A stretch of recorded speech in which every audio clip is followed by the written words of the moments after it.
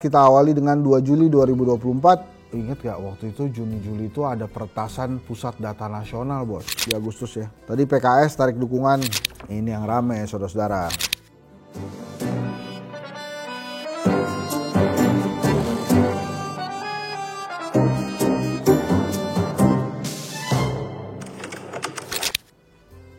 Teman-teman semua, 2 episode yang lalu kita sudah bicara kejadian-kejadian di 2024 hingga bulan Juni. Sekarang kita lanjutkan ya. Tapi sebelumnya, Assalamualaikum warahmatullahi wabarakatuh. Saya Hendy Satrio akan membacakan rentetan peristiwa-peristiwa yang sudah dirangkum oleh ibu produser kita, Astria Nun Jauh di sana. Ya. Siapa nama asli? Astria Nun? Bukan Nun Jauh di sana loh. Ya. Nanti kalau yang mau bertemu langsung dengan Teteh Astria, silakan hadir ke kakak Astria Nun, silakan hadir ke studio Satgas Kritik di TV One di Bilangan kawasan Pulau Gadung. Itu mudah sekali ditemukan. Jadi masuk pagar Pulau Gadung, cari yang paling cantik. Nah, cari aja. Ya, bulan Juli 2024 kita awali dengan 2 Juli 2024. Ingat gak waktu itu Juni-Juli itu ada peretasan pusat data nasional bos. Jadi diretas. Nah tanggal 2 Juli ini pelaku peretasan memberikan kunci data secara gratis. Jadi maksudnya apa sih diretas-retas kemarin ya sebelumnya itu ya. Luar biasa. 3 Juli 2024 Pak Hasyim Asyari diberhentikan sebagai Ketua Komisi Pemilihan Umum. 11 Juli 2024 mantan Menteri Pertanian Syahrul Yassin Limpo divonis sanksi pidana 10 tahun. 15 Juli 2024, Partai Republik secara resmi menetapkan Donald Trump. Tiba-tiba ke Amerika ini. Canggih ya dia. 15 Juli 2024, Partai Republik secara resmi menetapkan Donald Trump sebagai calon presiden Amerika Serikat. Dan Trump mengumumkan J.D. Vance sebagai wakilnya pada Pilpres Amerika Serikat 2024. 21 Juli 2024, calon presiden Joe Biden mengumumkan pengunduran diri dari Pilpres Amerika Serikat dan mendorong pencalonan Kamala Harris yang saat itu menjadi wakilnya sebagai pengganti dirinya dalam Pilpres Amerika Serikat dari Partai Demokrat. Jadi 15 Juli Donald Trump, 21 Juli Joe Biden yang mundur. 23 Juli 2024 terbitlah artikel Demokrasi Sakit di website Kompas oleh Asahidudin Bintang. Artikel ini membahas tentang kondisi demokrasi Indonesia yang dianggap mengalami kemunduran, rendahnya etika dan moral para pejabat negara, wakil rakyat, dan penyelenggara pemilu yang menjadi penyakit dalam demokrasi di Indonesia. Hal inilah yang menjadi indikator utama dari melemahnya demokrasi di Indonesia. 28 Juli 2024 diumumkan Mas Muhammad Afinuddin sebagai Ketua Komisi Pemilihan Umum menggantikan Pak Hasyim Asyari. 30 Juli 2024 mantan Presiden Megawati Soekarno Putri menyinggung Kapolri Jenderal Listio Sigit Prabowo dalam pidatonya. Katanya susah ditemuinya dan lain-lain. Sudah dilihatin oleh ibu produser. Kita pindah saja ke Agustus. 9 Agustus 2024, Partai Keadilan Sejahtera PKS menarik dukungan dari Anies Baswedan untuk maju di Pilkada Jakarta. Menarik dukungan kepada Anies Baswedan untuk maju di Pilkada Jakarta. Dan kemudian ini banyak yang menghebohkan ya di Agustus ya. Tadi PKS tarik dukungan buat Anies. 10 Agustus 2024, Erlangga Hartarto tiba-tiba mundur dari sebagai Ketua Umum Golkar. Jadi emang waktu itu cukup menghebohkan ya karena beritanya ini di weekend. Mundur Erlangga Hartarto sebagai Ketua Umum Golkar. 12 Agustus 2024, Presiden Joko Widodo menggelar sidang kabinet perdana di IKN, Ibu Kota Nusantara. Menandai dimulainya transisi kekuasaan politik dari Jakarta ke Ibu Kota Nusantara. Maksudnya begini non. Presiden Joko Widodo gelar sidang kabinet perdana di Ibu Kota Negara Nusantara gitu. Di Ibu Kota Negara tuh Jakarta, Ibu Kota Negara tuh Nusantara gitu. 14 Agustus 2024 itu adalah Hari Pramuka. Saya hafal karena setiap waktu SD tuh setiap 14 Agustus kita harus pakai baju pramuka. Kan saya pernah tanya ya, kenapa baju pramuka coklat? Katanya ya kalau kotor biar nggak kelihatan. Waktu itu PMR putih-putih ya. Pas Kibra juga putih-putih ya. Pas Hah? Damkar merah. Dam merah, bukannya orange bro. Oh iya. Biru. Ada merah, ada biru lah. Oke. Kita lanjutkan aja ya. Jadi pas hari Pramuka itu 14 Agustus 2024, mantan Presiden Megawati Soekarno Putri kembali menyinggung Kapolri Jenderal Listio Sigit dalam pidatonya. Ini kenapa demen banget ngomongin di beginian ya? Tadi udah perasaan, oh 2 kali ya. 30 Juli juga, 14 Agustus juga. Pada saat saya sedang membacakan Kaleidoskop ini, YouTube saya masih belum kembali. Udah lebih sebulan Om. Udah lebih sebulan. Tega banget sih tuh. Saya pengen nyebut sih semua pasin, tapi dia nggak ngaku, padahal kita udah tahu. 16 Agustus 2024, Partai Nasdem juga menarik dukungan mengikuti jejak PKS. Menarik dukungan untuk Anies Baswedan mengikuti jejak PKS untuk maju dalam perhelatan Pilkada Jakarta. Jadi Nasdem juga narik tuh setelah PKS narik. 17 Agustus 2024 adalah hari kemerdekaan kita. Kali ini pada saat itu 2024 terjadi hal yang menarik karena upacara peringatan detik-detik proklamasi dan pengibaran bendera merah putih dalam rangka memperingati HUT ke-79 kemerdekaan Republik Indonesia diadakan di 2 kota secara bersamaan, yaitu Istana Merdeka Jakarta dan Istana Garuda, Ibu Kota Negara Nusantara.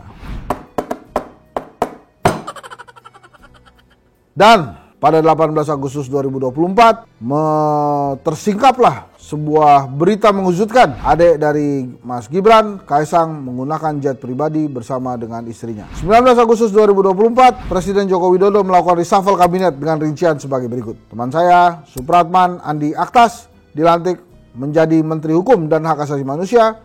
Menkumham menggantikan Yasona Lawli. Ini gimana sih? Maksudnya tadi 18 Agustus Kaisang jet pribadi, 19 Agustus bapaknya reshuffle. Ini tapi nggak ada hubungannya ya. Bukan gara-gara naik jet pribadi terus reshuffle, bukan. Nggak ada hubungannya. Yang kedua, Bahlil Lahadalia dilantik menjadi Menteri Energi dan Sumber Daya Mineral (SDM) menggantikan Arifin Tasrif. Yasona dan Arifin Tasrif, kalau Yasona sudah pasti kader PDI Perjuangan, Arifin Tasrif desas-desusnya dekat dengan PDI Perjuangan. Jadi orang PDI Perjuangan 19 Agustus 2024 di reshuffle. Satu lagi, Rosan Perkasa Roslani dilantik menjadi Menteri Investasi sekaligus Badan Koordinasi Penanaman Modal BKPM menggantikan Bahlil Lahadalia. Pak Rosan adalah Ketua Umum Tim Pemenangan Prabowo TKN, langsung jadi Menteri. Terus ada juga pelantikan 3 kepala badan di 19 Agustus. Taruna Ikrar dilantik sebagai Kepala Badan Pengawas Obat dan Makanan BPOM menggantikan Penny Lukito. Hasan Nasbi dilantik menjadi Kepala Kantor Komunikasi Kepresidenan. Dadan Hindayana, dosen Institut Pertanian Bogor, dilantik menjadi Kepala Badan Gizi Nasional. Setelah pelantikan 20 Agustus 2024, ini yang ramai saudara-saudara. Mahkamah Konstitusi mengeluarkan putusan, yakni putusan Mahkamah Konstitusi nomor 60 /PUU strip 22 XX /2024 dan nomor 70 PPU 22 2024 yang berisi tentang penetapan ambang batas persentase suara partai politik atau koalisi partai politik yang dapat mengusung kepala daerah. Provinsi 1.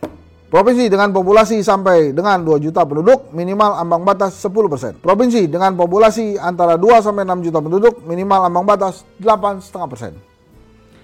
Provinsi dengan populasi antara 6 sampai 12 juta penduduk minimal ambang batas 7,5%. Provinsi dengan populasi lebih dari 12 juta minimal ambang batas 6,5%. Kabupaten kota dengan populasi sampai 250.000 penduduk minimal ambang batas 10%. Kabupaten kota dengan populasi 250 sampai 500.000 penduduk minimal ambang batas 8,5%. Kabupaten kota dengan populasi 500.000 sampai 1 juta penduduk minimal ambang batas 7,5%. Ini gayanya aja nih pakai laptop nih. Boleh pajangannya Mac, tapi tetap aja pakai kertas saudara. Kabupaten kota dengan penduduk lebih dari 1 juta minimal ambang batas 6,5%. MK menegaskan bahwa ketentuan syarat usia minimal calon kepala daerah tetap berlaku sebagaimana diatur dalam Undang-Undang Nomor 10 Tahun 2016, yaitu 30 tahun untuk gubernur dan 25 tahun untuk bupati wali kota. Jadi yang sudah diputuskan MA bahwa Mas Kaisang bisa maju dianulir oleh MK, jadi nggak bisa lagi.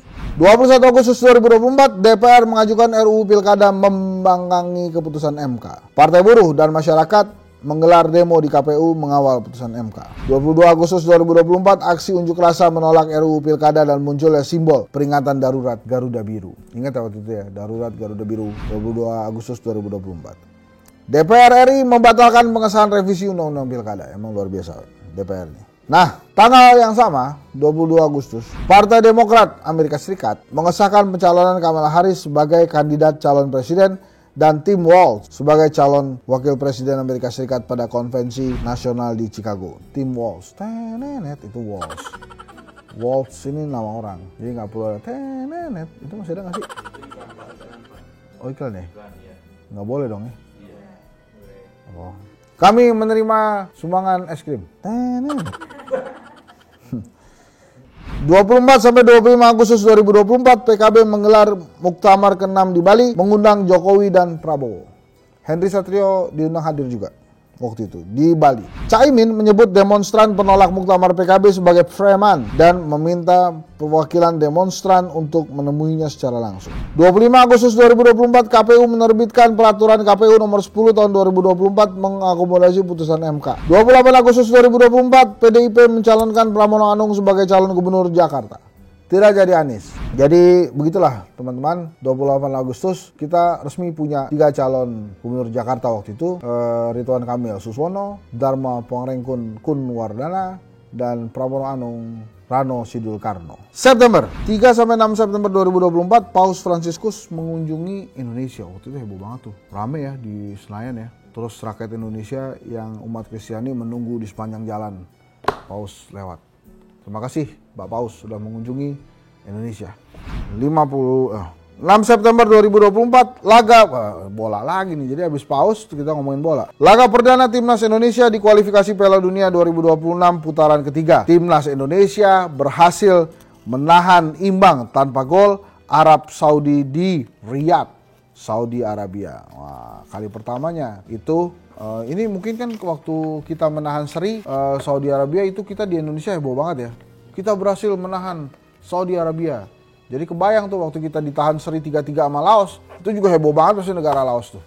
Kita berhasil menahan Indonesia. Piala ASEAN. Udah oke, kita lanjut. 11 September 2024. Laga kedua Timnas Indonesia di kualifikasi Piala Dunia 2026 putaran ketiga. Timnas Indonesia berhasil menahan imbang tanpa gol Australia di Gelora Bung Karno. Waktu itu saya nonton. Kali pertamanya Martin Pas berlaga. Itu luar biasa bener itu orang. Pas banget. Pas dia nggak kena bolanya, ada tiang gawang. Jadi nggak gol. Luar biasa Martin Pas.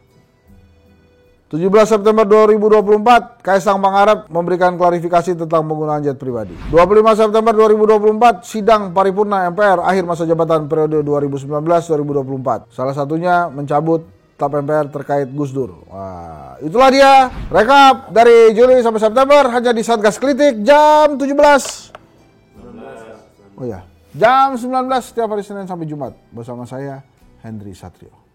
Sampai jumpa. Assalamualaikum warahmatullahi wabarakatuh.